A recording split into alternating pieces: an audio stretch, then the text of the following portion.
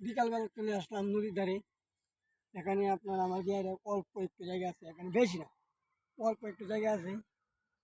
এটাকে আপনার এখন যেহেতু বর্ষাকাল, তাই বর্ষাকালীন যা ফসল আছে কিছু কিছু ফসল এখানে লাগিয়ে দেবো। যেহেতু জায়গা কম তাই লাগাতে পারি না, নাহলে অনেক কিছু লাগানো গেল। যেহেতু জায়গা কম তাই অল্প অল্প লাগিয়ে দেবো, যাতে আমাদের মানে খাবারটা চলে যায় সুন্দরভাবে।